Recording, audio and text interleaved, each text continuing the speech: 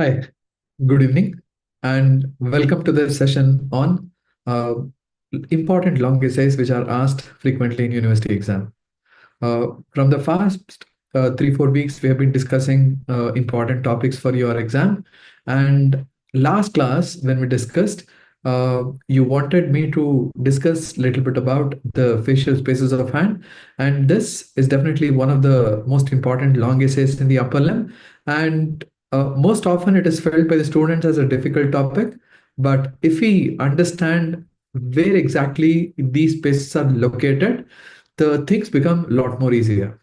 So let's get started with the spaces of hand as a long essay. And when it is asked in exam, what to write, how much to write, and what diagrams to do.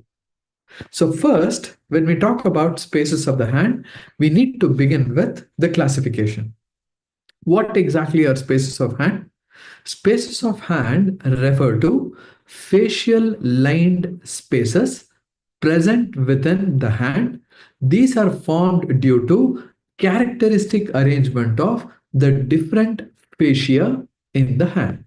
So these are basically facial lined spaces. That's it. Okay. Now, as I said, the first thing to do with respect to spaces of hand when it is asked as a long essay is start always with classification. And the classification begins with, let's say, the palmar space, right? So we have the palmar spaces, then we have the dorsal spaces, right? So we have the dorsal spaces, and the third we have is the space of Parona, or also called as the space of the forearm or the spaces of the forearm, right? So when we include Palmar spaces, what are the spaces we have? First, we have the mid Palmar space, right? So the first space we have is mid Palmar space. Then we have the pulp space, and the third one we have is the thenar space, right? So we will learn about all three of them. When we talk about dorsal spaces, there are two. One is dorsal subcutaneous space, right? And the second one is dorsal subaponeurotic space, right? Are we clear? So in total, when we talk about the spaces of the hand, this is the magic number I want you to remember. There are six spaces, three on the palmar side, right? Two on the dorsal side, and one close to the forearm. So six, three, two, one, right? So three, two, and one. This is the first thing. Three spaces on the palm, two spaces on the dorsal, and one space in the front of the forearm. Are we clear? Now, this is regarding the classification. Now, if you ask me, is it necessary to draw this diagram? Now, this is the diagram that we expect each student to write. Now, if you want to give a rough orientation of where these spaces are located, you can draw this, or otherwise, I would say only this is the diagram that we would expect for the classification of the spaces of the hand and description of the boundaries of mid-palmar and thenar space, as we will see. Once you have written the classification, start with the mid-palmar space. The mid-palmar space in itself will be an important 5 marker or a short essay question. Now, what do we write for mid-palmar space? Write it under two headings. One is the location and the other one is the boundaries, right? Once you have written these two, end it with a little bit of clinical anatomy. You can write it at once at the end of the question, or for each space, you can write it separately. Fine. Now, where exactly it is located? Remember, this is one of the spaces present in the palm. So this is one subdivision of palmar space, and this is located in the central hollow of the palm, right? So where is it located? This is located in the central hollow of the palm or the palmar surface of the hand, right? Now, what about the boundaries? Let's talk about the boundaries, and these boundaries can be best understood with this diagram of cross section of the hand, right? So this is the cross section of the hand showing the boundaries of mid palmar space. Now first let's try to highlight where is the mid palmar space. So we will just highlight it. This will be the region that we will be discussing now. Fine. In fact, the mid palmar space is located here and these are the boundaries. So let's start with the boundaries. Before that, again, the key to this diagram. What do I mean by the key? So remember, this is anterior, this is posterior, this is the lateral side or the thenar side, and this is the medial side. This is the first thing to understand, the orientation of the entire diagram. Just a minute, give me a minute. Fine. Are we clear? Now, let's start with the anterior boundary. Then we'll talk about the posterior and rest of the boundaries. First, what structure is present anteriorly? Right? Now, when we talk about anterior relation, we will start with the first structure, that is palmar aponeurosis. Right? So this is the palmar aponeurosis. Right? That is the first structure. Deep to the palmar aponeurosis, what lies? Deep to the palmar aponeurosis, we have the superficial palmar arch formed by ulnar artery mainly and completed by the radial artery, right? So started with the palmar aponeurosis. Deep to that, we have the superficial palmar arch.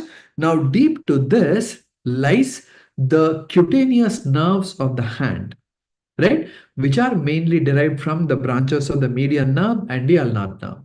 Palmar aponeurosis, then superficial palmar arch, the digital nerves. Deep to these digital nerves, what we have? We have the tendons of, right? The flexor tendons that go to the middle three fingers. The middle finger, the ring finger, and the index finger, right? So these three finger tendons we have deep to the superficial palmar arch, right? Now these are covered by the respective bursa. Done? Now deep to this lies the mid palmar space. So what are the important boundaries? Whatever boundaries you need to remove in order to reach the mid palmar space forms the anterior boundary. So start with the palmar aponeurosis, the superficial palmar arch, digital nerves, and the digital synovial sheath covering the middle three finger tendons, flexor digitorum superficialis and flexor digitorum profundus tendon. If you write this much, it is enough for anterior boundary. Now, what about the posterior boundary? Remember, the posterior boundary is formed by the fascia covering, what is this? This is the interossei, right? So we have the interossei muscle and the fascia covering it. This forms the posterior boundary, right? So this is the posterior boundary. Anteriorly, four structures, posteriorly, one important structure, fascia covering the interossei. Done. Now, what about medially and laterally? Now remember, laterally we have what septum? The intermediate palmar septum. Okay. And medially, what do we have? Right? This is the medial boundary. And what is medial boundary formed by? Medial palmar septum. So on each side, two septum, anteriorly and posteriorly, we need to remember the boundaries. Done? Right. Now, once we have written all this, what about proximal and distal? Remember, proximally, it becomes continuous with the space of Parona. So this space is continuous, both distally as well as proximally. Now, when we talk about proximal direction, proximally, remember, it is continuous with the space of Parona. Distally, it becomes continuous with the web spaces. Web spaces refer to the spaces between the fingers. Okay. So distally, it becomes continuous with what? It becomes continuous with the web spaces. Now, these are the 6 boundaries the examiner would expect you to write. Anterior, posterior, lateral, medial, continuation, proximally, and continuation distally. When you write web spaces, you need to write three web spaces in the middle because the first web space becomes continuous with the thinner space, as we will learn a little bit later. Are we clear? So this is how we describe the mid-Palmar space. The mid-Palmar space in itself would be an important 5-marker or a short essay. Once you have written all this, close it with a little bit of clinical anatomy. And what is that? So infection of this space can spread to the web space or the space of corona. Are we clear? So this is regarding the mid-Palmar space. Right? Done. Once we have learned about the mid-Palmar space, now let's see the second important space that we need to describe in the Palmar region. And what is that? The thenar space. First, where exactly is the thenar space? Thenar space, as the name suggests, is present below the hollow of the thumb or the prominence of the thumb. Now this is our thenar space. So thenar space is also present above the interossei and below the tendons which pass to the thumb. Now, this is the same diagram in which we are seeing the orientation of the spaces. So here we learnt about the mid-Palmar space. Now, where is the thenar space? So this is the thenar space, right? So that is what we are learning now. Thenar space, remember again, anterior boundary, what is it formed by? If you check, anterior boundary is again formed by what? The palmar aponeurosis. So the first structure you will write as palmar aponeurosis, right? Then what about the second structure? The second important structure we have is, if you take a look, there is the flexor tendon which goes to the index finger, right? So flexor tendon to index finger. Then deep to that, what do we have? We have the tendon for flexor pollicis longus. So when I say flexor tendon for index finger, remember it includes both flexor digitorum superficialis and flexor digitorum profundus. Then the third thing, tendon of flexor pollicis longus. Apart from this, we have the digital nerves which goes to the thumb, right? These are the superficial structures. Now, what about the posterior structure? Posterior structure, if you observe, what is this? This is a fascia. And this fascia is covering what? This fascia is covering a muscle. Now, what is this muscle? This is not interossei. This is the adductor pollicis. So what is the posterior limit formed by?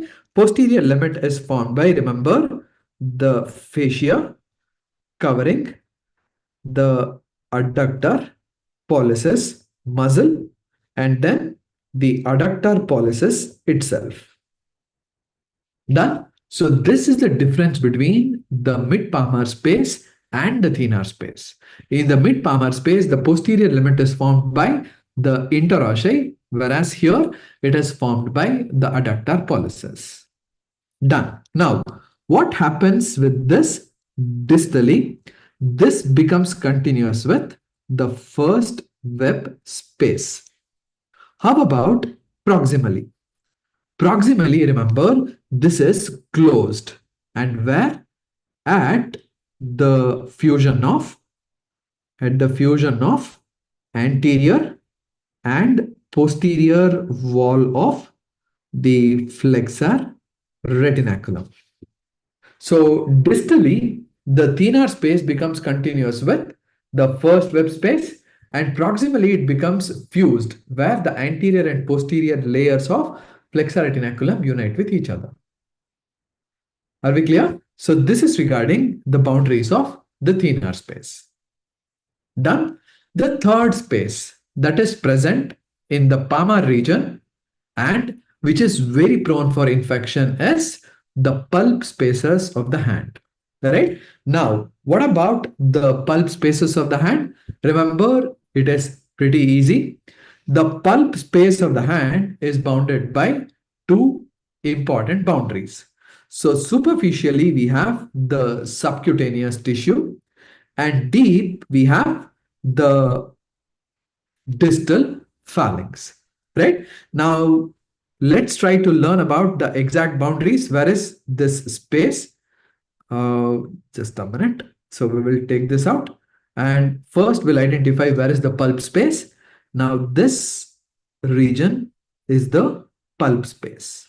Okay. So this becomes the dorsal space and this becomes the pulp space of the hand. Now, what is the boundary of the pulp space of the hand? As we said, superficially it is the subcutaneous tissue, and here we have the palmar surface of, this is the palmar surface of the distal phalanx, right? Now, these two are the main boundaries. What about the peculiarity of this space? If you observe, the entire space is divided by numerous fibrous septa. This is important. Okay, this fibrous septa will divide the pulp spaces into smaller units. Now, the clinical importance of this space is the infection of pulp space results in a condition called as Whitlow, right? Or Fallon, right? Now, this you must mention. Infection of the pulp spaces of the hand is called as Fallon or Whitlow, and they are extremely painful because of this fibrous septa. Right? The fibrous septa are unyielding in nature, so any inflammation in this space leads to severe, unbearable pain. Right? How do we drain this? We will learn when we talk about the incisions of the hand. Done? Right. Now, once we have learned about this pulp spaces, let's talk about the dorsal spaces. Dorsal spaces are two in number. So one is the dorsal subcutaneous space and the other one is the dorsal subaponeurotic space. Pretty simple. We don't have to remember the boundaries in detail. These are the two spaces that we will learn about. The first thing is the subcutaneous space. As the name suggests, this is present beneath the skin of the dorsum. That's it. Dorsal subcutaneous space is a potential space present beneath the skin of the dorsum of the hand. Finished. What about dorsal subaponeurotic space? Dorsal subaponeurotic space is present deep to it. Now, what are the structures that actually bind it? So we have the deep fascia of the hand, then the fascia covering the dorsal surface of the interosseous muscle. So whatever space we have here, this becomes our dorsal subaponeurotic space, right? So we have the deep fascia of the dorsum of the hand, beneath which we have the fascia covering the interosseous. These two enclose a space in between, and this is what we call as dorsal subaponeurotic space. So these two spaces are done. The last space we have to describe is the space of Parona, which is also called as the facial space of the forearm. Now, what about the boundaries? Remember, the boundaries can be described as anterior boundary, right? Then we have medial and we have the lateral boundary. Fine. Now, what about the anterior boundary? Remember, the anterior boundary is formed by the long flexor tendons. Fine. Remember, so long flexor tendons which are covered by the digital synovial sheath. This forms the anterior boundary. Now, the forearm space of Parona is present beneath this and above the carpal bones, right? So posterior limit, if you observe, is formed mainly by the carpal bones and the fascia covering the pronator quadratus. Distally, it becomes continuous with the mid-palmar space, as we will learn.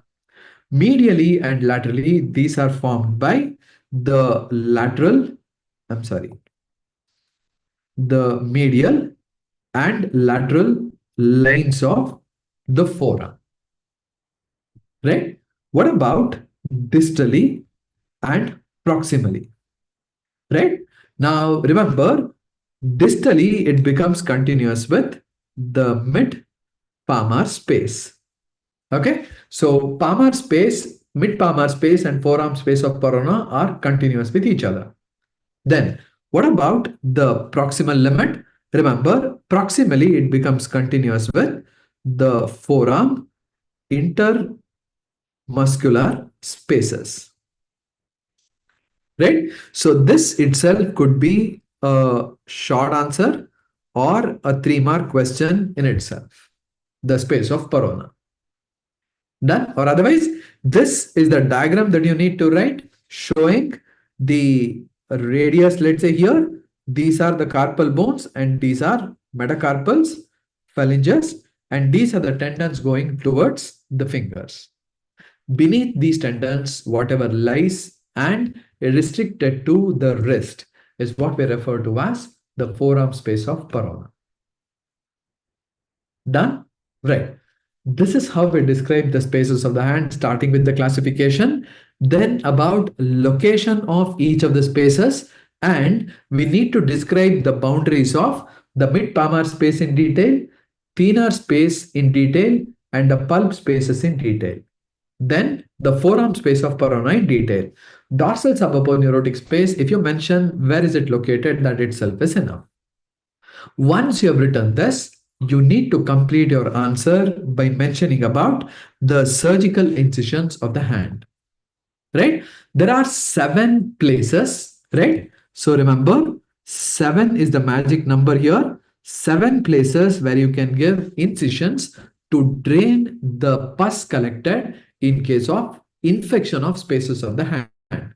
First, the region A or the point A where you give the incision along the first web space. This is given for drainage of the mid palmar space, right? So remember, where the incision is given, the incision A is given at the first web space. So this is done, right? Now, just a minute. This is done to drain, not the mid palmar space, but remember, this is done to drain the infection of the thenar space. I'm sorry for that confusion. So if you give incision in the first web space, this drains the thenar space, right? If you give incision along the third web space, right? This is for the mid palmar space. So you give 2 vertical incisions over the third and the second web space, right? So first, second, third, and fourth spaces. First space, you drain the thenar space infection. The third, the second, and the third spaces, this is where you give incision to drain the mid palmar space infection. Then the next important incision is given along the hypothenar eminence, and this is to drain the infection or pus collected along the ulnar bursa. So the location D, where you give a curved incision along the thenar eminence, this is for pus collected along the radial bursa. Now, so 4 infections to drain thenar space, the mid palmar space, and then the radial bursa and the ulnar bursa. Then the letter E, right? Now F and E, why these are given? E is given for infections along the digital synovial sheath, right? So if you have pus collected in the digital synovial sheath, this is where you will incise. And if you want to drain the pulp spaces, you will give incision over the pulp of the hand, right? Over the distal phalanx. The last incision where we give 2 vertical incisions over the medial and the lateral border of the forearm, this is for infection of space of corona. So remember, surgical incisions are given to pus, drain pus collected in the facial spaces of hand, right? 7 important incision. First web space for thenar space infection. Third and fourth space incision for mid-palmar space drainage. The incision along the hypothenar eminence or the thenar eminence, this is for ulnar bursa and radial bursa. Incision along the fingers, this is for the digital synovial sheath. Along the pulp space for the pulp infection or the phelon. And then along the space of corona, we give incision for draining the pus collected in space of corona or forearm space infections. Are we clear? So this is how we actually drain the incisions from the surgical spaces of the hand when pus is collected. So you need to end your answer for facial spaces of the hand with this surgical incisions. Done? Are we clear? So what did we discuss? When we talk about spaces of the hand, always start with classification. 6 spaces which are arranged as 3 palmar, 2 dorsal, and 1 forearm. Start with the mid-palmar space when it itself is a 5 marker. This is a space basically located within the below the palmar aponeurosis and above the interossei. Right? Mention about anterior, posterior, medial, lateral boundary, and then the distal limit and the proximal limit.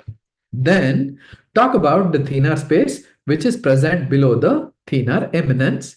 The palmar aponeurosis covers it superficially. Deep it is formed by the fascia covering adductor pollicis.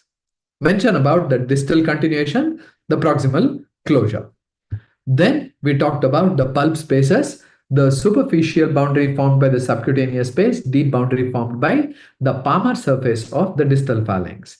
Importance, this space is divided into multiple smaller spaces by fibrous septa, which is unyielding. Collection of pus in this space is called as whitlow or phelon. It is extremely painful.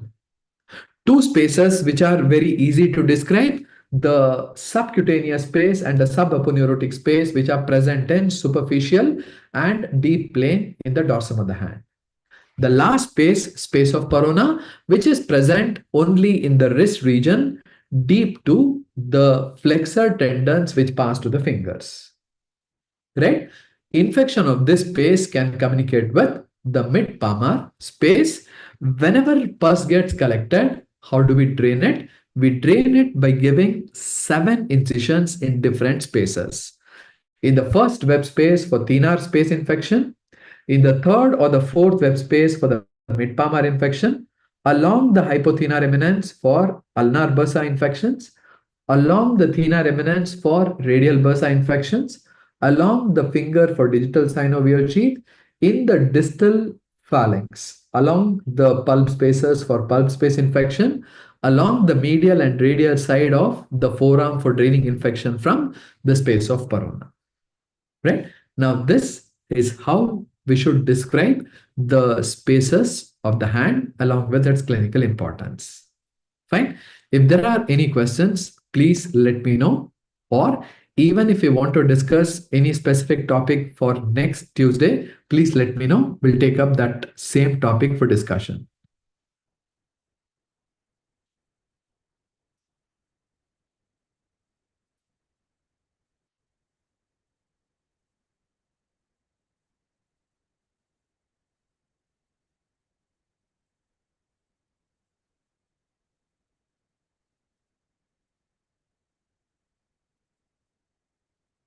Fine. If there are no questions, we'll come up with one more important topic for your university exam next Tuesday, same time, 7 o'clock. And this Thursday, we will discuss one of the most important slides in your general histology, right? This slide is the slide of your nervous tissue. Okay, we'll try to discuss about 3 important nervous tissue slides. One is peripheral nerve, other one is autonomic ganglia, and the other one is the sensory ganglion, right? So these three we'll try and discuss for the next session. Fine. With this, we will conclude the session for today. See you all on Thursday for the session on the histology slides. Thank you.